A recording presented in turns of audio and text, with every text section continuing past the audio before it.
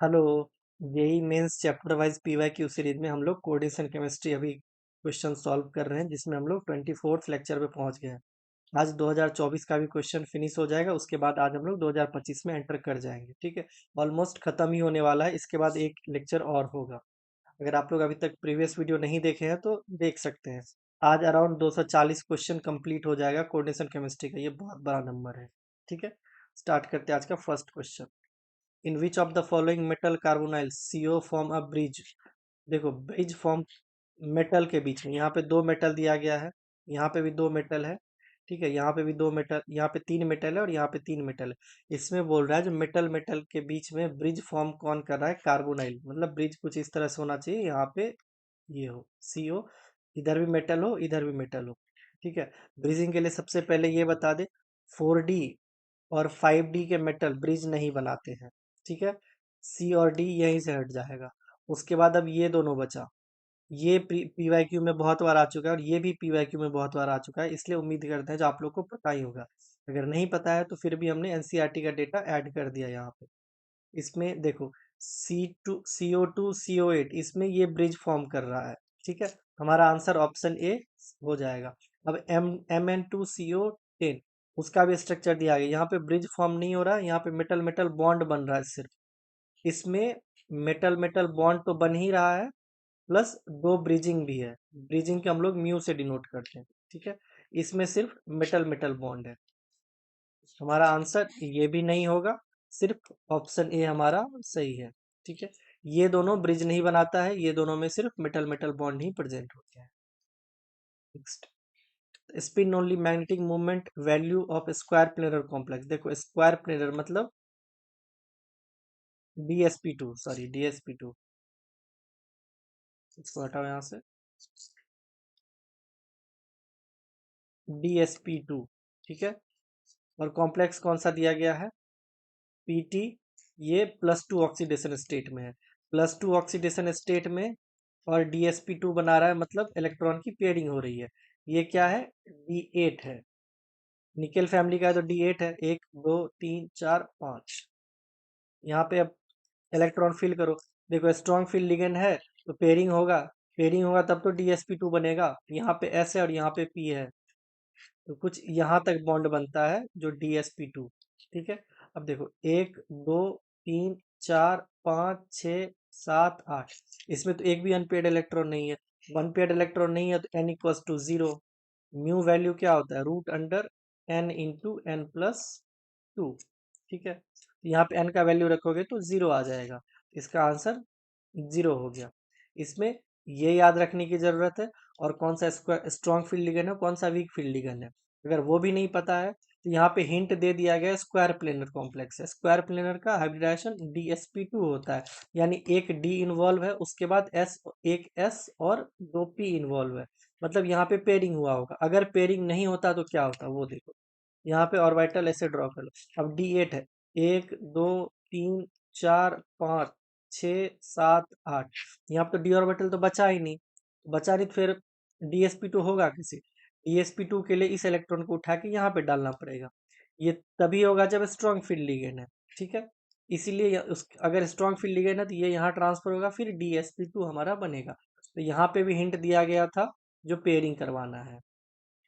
Next, identify from the following species in which D2sp3 hybridization. मतलब D2 फिर से D2 मतलब D इन्वॉल्व हुआ है, मतलब स्ट्रॉन्ग फील्ड लिगेंड होगा और पेयरिंग हुआ होगा। ठीक है, अब स्ट्रॉन्ग फील्ड लिगेंड और पेयरिंग हुआ होगा मतलब D ऑर्बिटल से या फिर D ब्लॉक से रिलेटेड कुछ होगा, क्योंकि P ब्लॉक में तो sp3d2 होता है ना, sp3d2 SF6 का ये फेमस एग्जांपल है, तो ये तो होगा नहीं। अब BrF5, देखो Br 5 फ्लोरीन और एक लोन पेयर, ये भी sp3d2 हो गया, तो ये भी नहीं होगा। ये देखो, इसमें सिर्फ 4 ही स्टेरिक नंबर है, स्टेरिक नंबर 4 है, और PT है 4D 5D के स्क्वायर प्लेनर बनाते हैं, तो ये DsP2 होगा, तो ये भी नहीं होगा। तो हमारा एक ही बच गया, यही हमारा आंसर होगा। वैसे भी हम सबको पता है कोबाल्ट+3 में अमोनिया के साथ स्ट्रॉन्ग फील्ड लिगेंड की तरह बिहेव करता है। ये कोबाल्ट+3 है, अमोनिया के साथ स्ट्रॉन्ग फील्ड लिगेंड की तरह बिहेव करता है, SFL की तरह। तो ये पेयरिंग करवाएगा। ठीक है, ये कॉम्प्लेक्स बहुत ज़्यादा इंपॉर्टेंट है। आई थिंक हमको लग रहा है जब से ये 2010 से 2025 तक में कम से कम 20 बार ये क्वेश्चन आया होगा। आज के भी लेक्चर में 2-3 बार आ जाएगा ये क्वेश्चन इससे रिलेटेड। ठीक है, हमारा आंसर ऑप्शन ए हो जाएगा। इसमें कोबाल्ट +3 NH3 के साथ स्ट्रॉन्ग फील्ड लिगेंड, कोबाल्ट +3 यानी B6। ठीक है, 1 2 3 4 5, देखो 1 2 3 4 5 6 स्ट्रॉन्ग फील्ड लिगेंड है।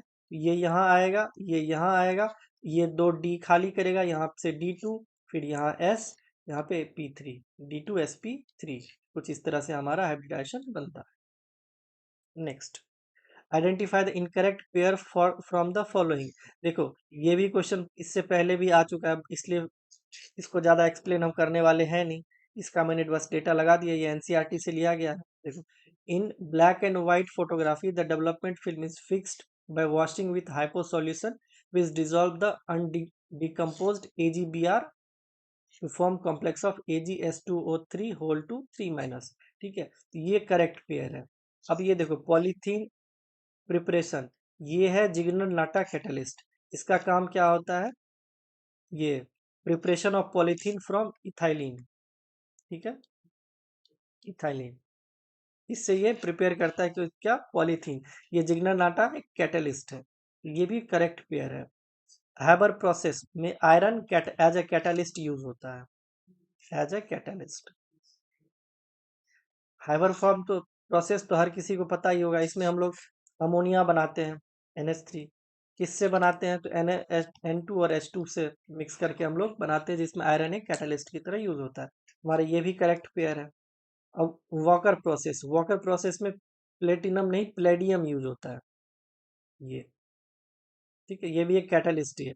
ये इनकरेक्ट पेयर है और करेक्ट, सॉरी, इनकरेक्ट पेयर है और करेक्ट आंसर है। ठीक है, यहाँ पे प्लेटिनम नहीं प्लेडियम यूज होता है। Next, yellow compound of lead chromate get dissolved on treatment with hot NaOH solution, the product of lead form is। देखो ये रिएक्शन इसका इंपॉर्टेंट है, इसलिए इसको नोट डाउन कर दो। lead PbCrO4 NaOH जब एक्सेस में लेते हैं तो ये हमारा PbOH whole 4 2 minus plus Na2CrO4 ये बनाता है। ठीक है, इसमें ये बोला गया येलो कलर का होता है, सबको पता है ये येलो कलर का होता है। अब ये क्या फॉर्म हुआ इसके बारे में पूछ रहा है।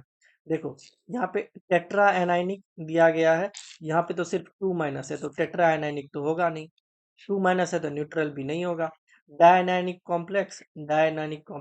अब इसका देखो कोऑर्डिनेशन नंबर 4 है, यहाँ पे कोऑर्डिनेशन नंबर 6 दिया गया है। हमारा आंसर ऑप्शन डी सही हो जाएगा। Next, the calculated spin only magnetic movement, spin only मतलब mu equals to n into n plus 2, ये रूट में। या तो ऐसे निकालो, नहीं तो एक और तरीका बताएं। अगर एक अनपेयर्ड इलेक्ट्रॉन है तो उसका म्यू वैल्यू 1 से 2 के बीच में जाएगा। अगर 2 है तो 2 से 3 के बीच में जाएगा। अगर 3 है तो 3 से 4 के बीच में जाएगा। अगर 4 है तो 4 से 5 के बीच में जाएगा। अगर 5 है तो 5 से 6 के बीच में जाएगा। ये डायरेक्ट लगा सकते हो तुक्का। तुक्का क्या, मतलब ऑलमोस्ट। अब एग्जैक्ट वैल्यू पूछे, अगर NAT फॉर्म में क्वेश्चन आए उसमें अगर आपको टाइप करना हो तब तो आप कैलकुलेट करो, वरना आपको ऑप्शन में मिल जाएगा कुछ इस तरह से। अभी देख लो ऑप्शन में भी मिल जाएगा और कैलकुलेट भी कर लेंगे हम लोग। ठीक है, यहाँ इस सबसे पहले इसको देखते हैं। इसमें देखो Fe+3 में है, वीक फील्ड लिगेंड है। Fe+3 मतलब D5। वीक फील्ड लिगेंड है तो पेयरिंग तो होगा नहीं, तो 5 के पांचों अनपेयर्ड इलेक्ट्रॉन रह जाएंगे, 1 2 3 4 5। अब इसका वैल्यू 5 से 6 के बीच में आना चाहिए जो हम बताए हैं। अब देखो 5 से 6 के बीच में किसका वैल्यू, सिर्फ इसका है, हमारा यही आंसर हो जाएगा। फिर भी दूसरा देख लेते हैं। यहाँ पे इसको कैलकुलेट करो,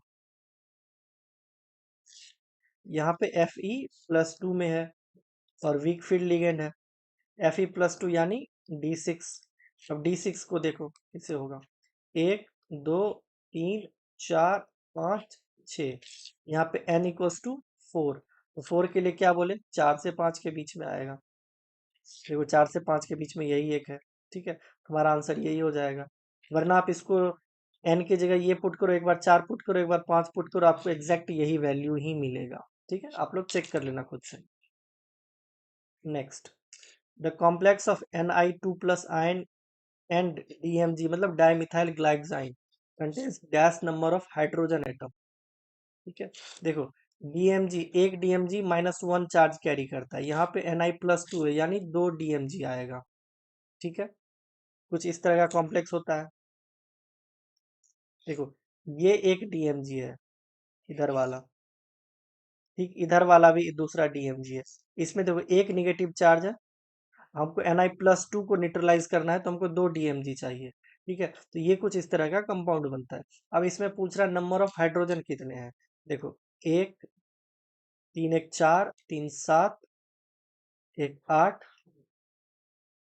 3 11, 3 14, total 14 electron, sorry 14 hydrogen atom है। अगर आपको ये स्ट्रक्चर नहीं आता है तो थोड़ा सा मुश्किल है, वरना बहुत इजी क्वेश्चन था। ठीक है, इसमें आपको ये ध्यान रखना है जो हमको कितना DMG यूज करना है। अगर ये नहीं पता होगा जो DMG में -1 चार्ज होता है तो कंफ्यूजन होता। एक DMG में -1 चार्ज होता है और हमको निकल +2 दिया गया है, मतलब 2 DMG चाहिए। उस हिसाब से ये स्ट्रक्चर हम लोग बना सकते हैं। Next, identify the homoleptic complex with odd number of D electron in the central atom.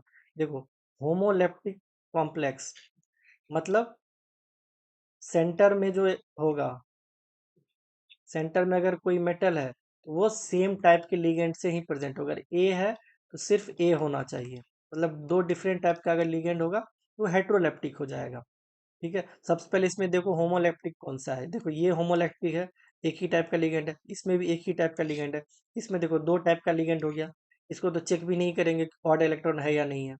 इसमें भी देखो एक टाइप का इलेक्ट्रॉन था, इसको चेक करेंगे। इसमें दो टाइप का है तो इसको तो वैसे भी चेक नहीं करेंगे हम लोग।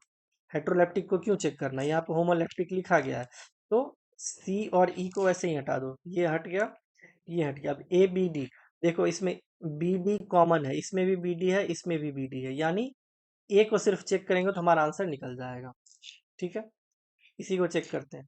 इसमें देखो Fe+6 में है, +6 यानी D2। Fe+6 कैसे निकालना है वो तो पता ही होगा, नहीं पता है तो एक बार देख लो। FeO4-2 देखो एक ऑक्सीजन -2 चार्ज कैरी करता है, हमको Fe का निकालना है, इसको x मान लो। प्लस एक ऑक्सीजन -2 चार्ज कैरी करता है, into 4 equals to -2, x equals to -2, ये 4 दूनी 8, इधर -8 है तो इधर आएगा तो +8, तो ये +6। ठीक है, तो Fe+6 में D2 होता है। D2 में तो ऑड इलेक्ट्रॉन तो नहीं है, तो इवन इलेक्ट्रॉन हो गया। Odd number of electron, odd electron तो है but odd number of electron नहीं है। ठीक है, देखो ऑड इलेक्ट्रॉन इसको बोलते हैं, और ऑड नम ये ऑड इलेक्ट्रॉन है, और नंबर ऑफ इलेक्ट्रॉन तो दो तो इवन होता है, तो हमारा ए नहीं होगा, बाद बाकी बी डी हो जाएगा। हमारा ऑप्शन ये भी गलत हो जाएगा, ये तो पहले ही गलत है, ये भी गलत है। हमारा तीसरा आंसर सही है। नहीं होता है तो फिर से एक बार चेक भी कर सकते हो बी और डी को। देखो यहाँ पे Fe+3 में है, यहाँ पे +3 यानी D5, odd number of electron तो है। इसको देखो कोबाल्ट को, कोबाल्ट यहाँ पे +2 में है, +2 यानी D7, odd number of D electron तो है। तो हमारा ऑप्शन ये स्ट्रक्चर बी और डी जो होमोलेप्टिक है और odd number of D electron है, तो हमारा सही आंसर ऑप्शन 3 है। Next, the complex that shows facial and meridional isomer. ये भी बहुत बार बता चुके हैं, ये किस टाइप का कॉम्प्लेक्स होना चाहिए, Ma3B3 टाइप का कॉम्प्लेक्स होगा जो फेसियल और मेरिडियनल शो करेगा। ठीक है, देखो M, पहले तो ऑक्टाहेड्रल बना लो। ठीक है, यहाँ पे A, यहाँ पे A, यहाँ पे A, यहाँ पे B, यहाँ पे B, यहाँ पे B, ये फेक आइसोमर बना। कैसे बना, ये एक ही फेस पे है तीनों। ठीक है, ये एक ही फेस पे है, तो Ma3B3 टाइप का कॉम्प्लेक्स जो भी होगा वो फेक और मेरिडियनल दोनों देगा। अब मेरिडियनल के लिए क्या है, एक बी को हटा के इसमें एक कहीं रख दो, तो वो हो जाएगा। अब देखो इसमें EN यानी ए टाइप का है, तो ये कौन सा आ गया, MA4B2, ये तो नहीं होगा। ENA क्यों बोले, क्योंकि ये बाइडेंटेट लिगेंड, इसका दो ये बाइंडिंग साइट है। अब ये देखो MA6 टाइप का हो गया ये, क्योंकि एक EN दो, तो 3 EN, तो A6। ये देखो MA3 और B3 टाइप का है, तो हमारा आंसर ये हो जाना चाहिए। बट आगे देखते हैं, MA4B2 है, तो ये भी नहीं, ये तो होगा भी नहीं, तुम्हारा आंसर ऑप्शन बी सही हो जाएगा। Next, from the magnetic behaviour NiCl4 2-, यहाँ पे बोल दिया गया ये पैरामैग्नेटिक है, और NiCO4 डायमैग्नेटिक है, मतलब इसमें अनपेयर्ड इलेक्ट्रॉन नहीं है, इसमें अनपेयर्ड इलेक्ट्रॉन है। Choose the correct geometry and oxidation state. देखो इसका ऑक्सीडेशन स्टेट निकालो, Ni+2, कैसे निकला +2, Ni का निकालना, इसको x मान लेते हैं, 4 क्लोरीन यानी -4 equals to -2, x equals to +2, Ni+2 में है। ठीक है, देखो हर जगह +2 दिया गया, इसमें नहीं दिया गया Ni+2, तो इसको यहाँ से हटा देते हैं। ठीक है, अब इसमें देखो CO तो न्यूट्रल लिगेंड है, तो ये Ni जीरो ऑक्सीडेशन स्टेट में है। ठीक है, ये +2 है, ये +2 है, हटा दो इसको। ये +2 है, ये +0, इसको रहने देते हैं। ये +2 है, ये 0 है, तो इसको भी रहने देते हैं। मतलब हमारा ऑक्सीडेशन स्टेट क्लियर है। अब जियोमेट्री देखते हैं। देखो Ni+2 यानी D8 अगर स्ट्रॉन्ग फील्ड लिगेंड के साथ हो तो वो पैरामैग्नेटिक बनाता है और स्क्वायर प्लेनर बनाता है। ये D8 वीक फील्ड लिगेंड के साथ है, तो ये पेयरिंग तो होगा नहीं।